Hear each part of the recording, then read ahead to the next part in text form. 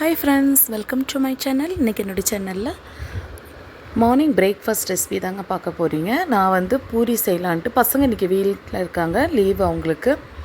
அதனால் உருளைக்கிழங்க குக்கரில் ஒரு 4 உருளைக்கிழங்கு ஃபஸ்ட்டு வேக போட்டுவிட்டா ஒரு 5 விசில் வந்தோடனே இறக்கிக்கலாங்க. இப்போ வந்துட்டு பூரிக்கு மாவு பிசைகிறதுக்கு கோதுமை மாவு நான் வந்து 2 கப்பும் ஒரு 1.5 கப்பு வந்துட்டு மைதாவும் சேர்த்திருக்கிறேன். அதில் ஒரு 1.5 ஸ்பூன் வந்து ரவை சேர்த்திக்கிங்க.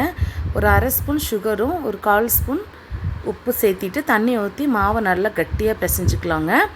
ஏன்னா பூரி வந்து நல்லா சாஃப்டாகவும் கிறிஸ்பியாகவும் வரணுன்னா இந்த நம்ம கொஞ்சம் ரவையும் சேர்த்துனா நல்லாயிருக்கும். நல்லா ப்ரௌன் கலரில் உங்களுக்கு வந்து பூரி ஒயிட்டாக வராமல் இருக்குன்னா கொஞ்சம் சுகர் சேர்த்துனிங்கன்னா உங்களுக்கு வந்து கலர் வந்து நல்ல ப்ரௌனாக நம்ம வந்து கோல்டன் ப்ரௌனாக பூரி வந்து நமக்கு வரும். இப்போ வந்து ஒரு சைடில் மாவு பிசைஞ்சு எடுத்து வச்சுட்டேங்க. இப்போ உருளைக்கிழங்கு நம்ம வந்துட்டு ரெடி பண்ணிக்கலாம்.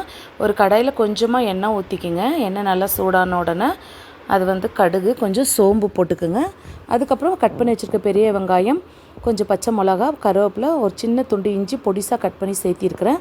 ஒரு தக்காளி பழம் கட் பண்ணிவிட்டு நல்லா வெங்காயம் தக்காளியெல்லாம் நல்லா வதங்கி வரட்டுங்க.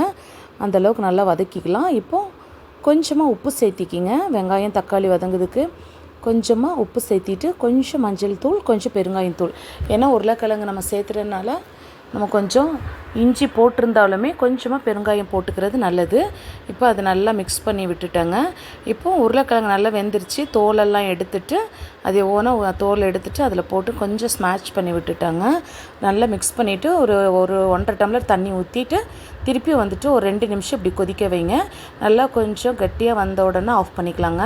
இப்போ பூரி சுடுறதுக்கு எண்ணெய் ஊற்றி வச்சுருக்கிறேன். ஒரு பக்கம் அது காஞ்சிட்ருக்குது, இன்னொரு பக்கம் வந்து நம்ம பூரி வந்து உருட்டி எடுத்து வச்சுக்கலாங்க. சப்பாத்தி மாதிரி வந்து இது வந்து நம்ம 1 பை 1 உருட்டி நம்ம ஒன்று போடலாம். பக்கத்துலேயே நின்று அப்படி போட முடியாது.